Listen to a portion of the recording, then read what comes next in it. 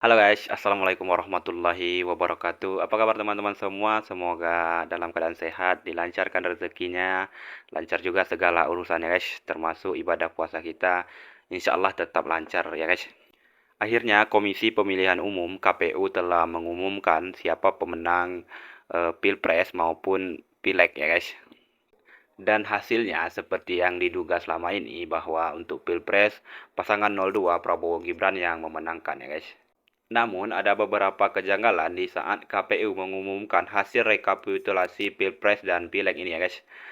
Khusus buat Pilpres, setidaknya ada dua yang kita bahas kali ini ya guys. Yaitu gestur dari KPU dan Ketua KPU juga sempat salah menyebutkan tanggal ya guys. Ya nanti kita bahas itu ya guys. Namun sebelumnya kita lihat dulu ya bagaimana tanggapan Abah menyikapi hasil Pilpres ini ya guys. Ya kita tonton sama-sama videonya berikut ini ya. Assalamualaikum warahmatullahi wabarakatuh. Salam sejahtera untuk kita semua. Saudara-saudara sekalian, hari ini KPU telah mengeluarkan pengumuman resmi yang hasilnya dalam versi KPU telah kita dengar bersama.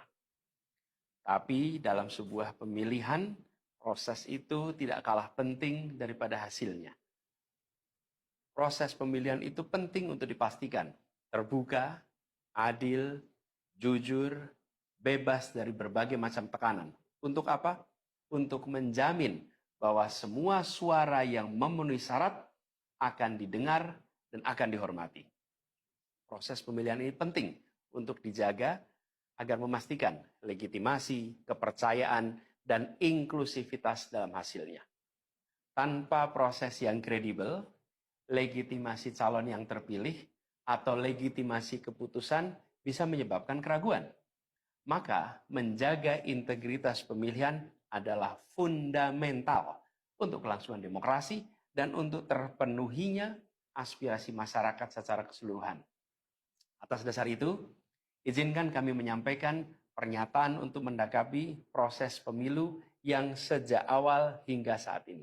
Saudara-saudara sekalian, sepanjang perjalanan Pilpres kali ini, sejak awal kita semua telah melihat dan menemukan begitu banyak ketidaknormalan, kekurangan, dan pembiaran terhadap proses yang tidak wajar, yang tidak pernah terjadi sebelumnya dalam sejarah bangsa ini. Sudah menjadi rahasia umum, berbagai kekurangan ini telah kita temui sejak jauh sebelum pencoblosan. Mulai dari rekayasa regulasi sampai ke intervensi alat negara. Dan semua ini telah menjadi catatan media serta jadi catatan publik. Mas Anies dan saya maju pencalonan sebagai capres dan cawapres ini untuk membawa misi perubahan, menghadirkan keadilan dan kemakmuran bagi semua, menegakkan kembali demokrasi dan menunaikan janji-janji reformasi. Dan berdasarkan catatan dari KPU tadi, ada puluhan juta orang yang menitipkan suara kepada kami berdua. Maka demi memperjuangkan suara mereka yang percaya pada perubahan dan tetap teguh hingga akhir, kami memutuskan meminta tim hukum Timnas Amin untuk maju ke Mahkamah Konstitusi dan menyampaikan kepada majelis hakim serta publik luas tentang berbagai kekurangan dan penyimpangan yang telah terjadi selama proses Pilpres kali ini. Terlalu banyak temuan-temuan tentang proses demokrasi yang tidak berintegritas ini yang telah dikumpulkan oleh tim hukum Timnas Amin. Semua ini nanti akan disampaikan oleh tim hukum kepada Mahkamah Konstitusi. Kami mempercayakan sepenuhnya proses ini kepada tim hukum yang dipimpin oleh Saudara Ari Yusuf Amir. Dan tentu dikawal dan didukung sepenuhnya oleh tim Amin di bawah kepemimpinan Kapten Muhammad Saugi. Kami menyerukan kepada seluruh relawan dan pendukung, mari kita dukung sepenuhnya tim hukum berjuang di jalan konstitusional yang telah tersedia secara sah. Dan kita semua akan terus menjaga etika demokrasi, menjaga suasana kedamaian dan persatuan. Saudara-saudara sekalian, kepemimpinan yang lahir dari proses yang ternodai dengan penyimpangan, dengan kecurangan, akan menghasilkan rejim yang outputnya nanti, keluarannya nanti adalah kebijakan-kebijakan yang penuh dengan ketidakadilan. Dan ini yang tidak ingin kita temui di Indonesia. Kita tidak ingin ini terjadi.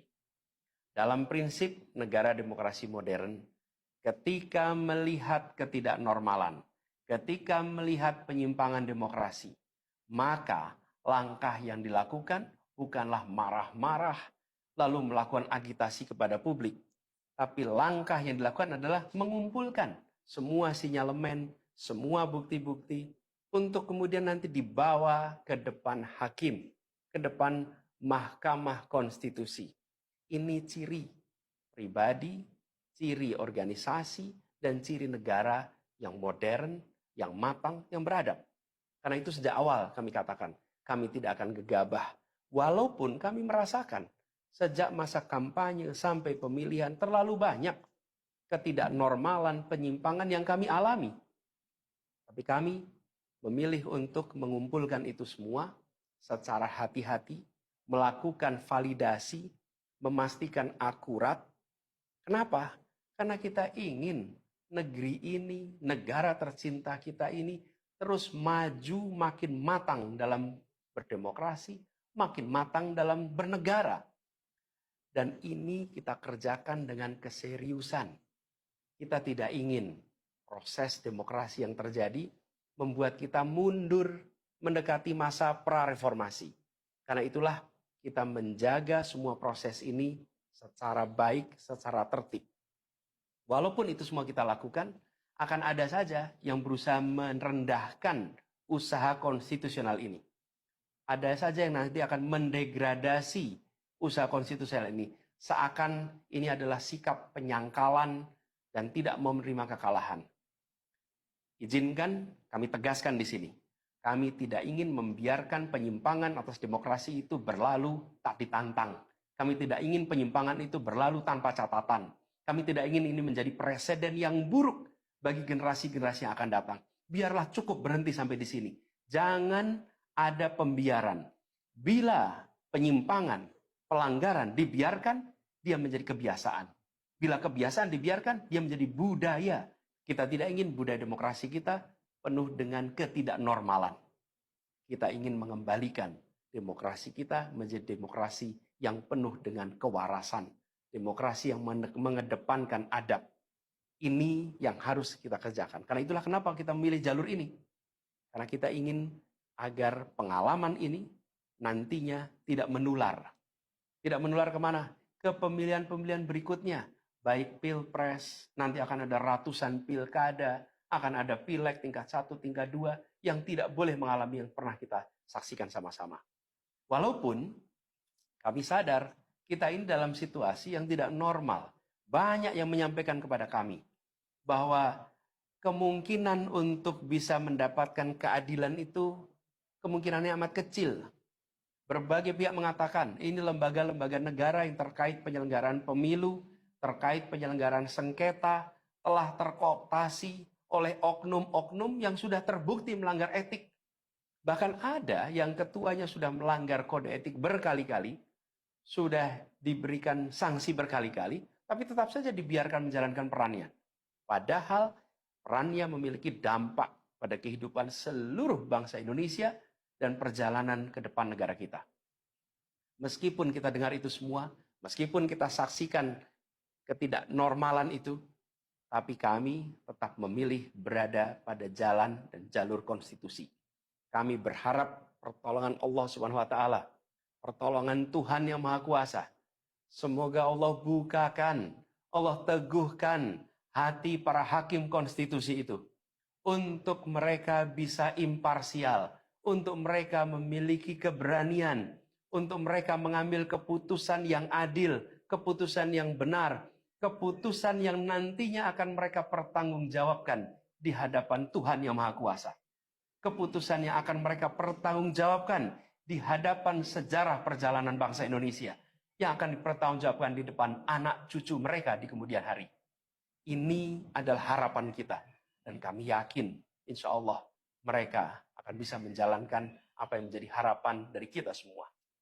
Mari kita terus jalankan perjuangan ini dengan menjunjung tinggi etika, menjaga kedamaian dan persatuan.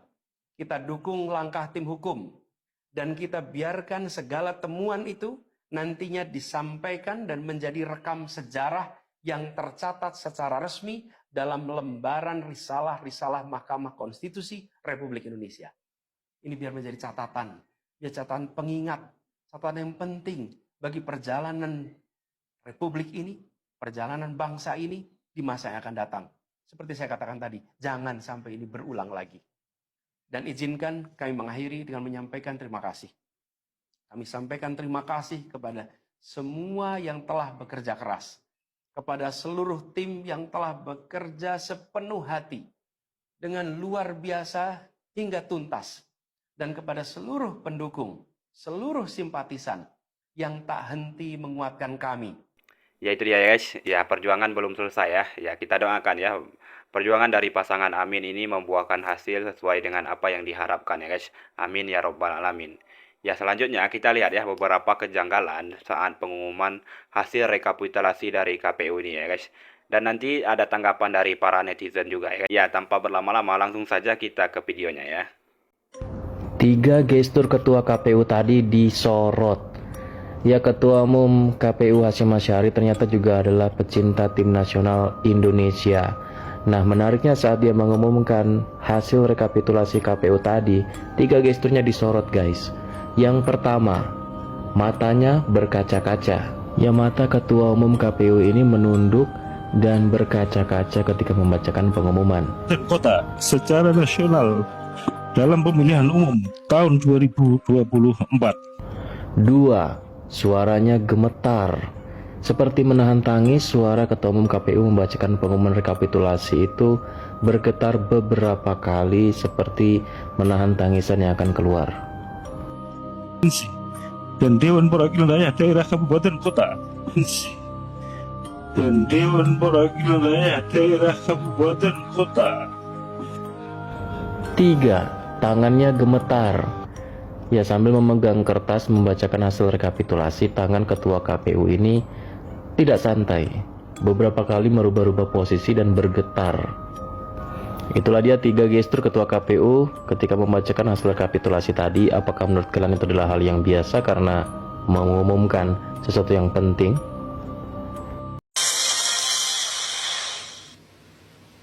Pada hari ini, Rabu, tanggal 22 Maret tahun 2024, Komisi Pemilihan Umum telah melaksanakan kegiatan rapat pleno penetapan hasil pemilihan umum tahun 2024 bertempat di ruang sidang utama lantai 2 Kantor Komisi Pemilihan Umum Republik Indonesia, Jalan Imam Bonjol nomor 29 Jakarta, menetapkan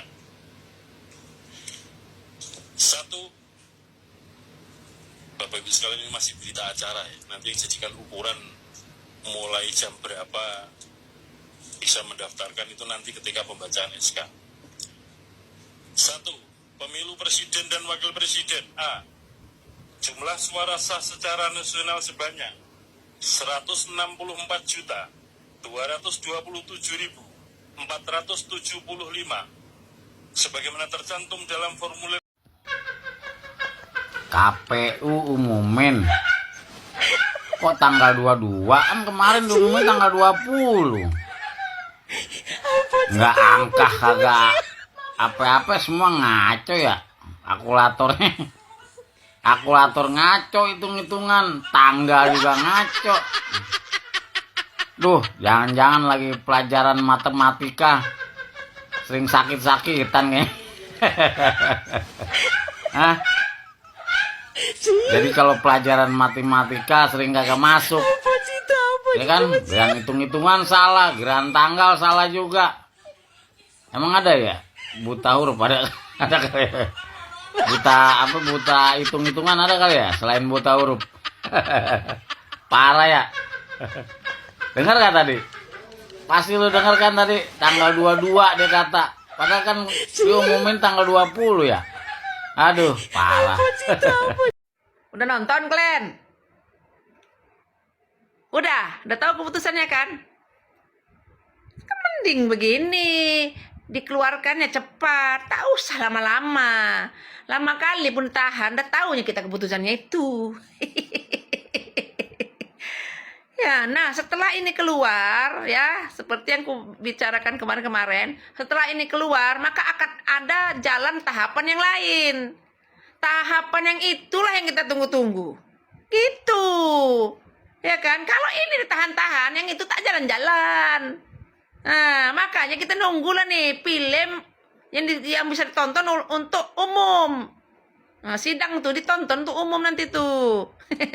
Kan sedap kita nonton, kita kan wah nampak gitu kan sidang tuh jelas, karena untuk umum itu rakyat yang menonton itu nanti. Bebas dibuka untuk umum gitu.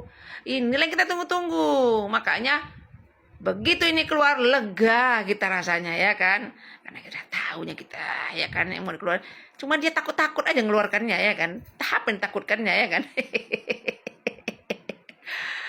Semangat ya. Berarti jalan sudah terbuka. Oke? Ya itu ya guys, ya layak untuk kita tunggu bagaimana perjuangan ke depannya ya guys. Ya terus pantau channel ini untuk melihat apa saja perkembangan politik terkini ya guys. Ya mungkin itu saja video kita kali ini, lebih dan kurang saya mohon maaf. Saya tutup. Assalamualaikum warahmatullahi wabarakatuh. Selamat berpuasa, salam perubahan dan akal sehat ya guys.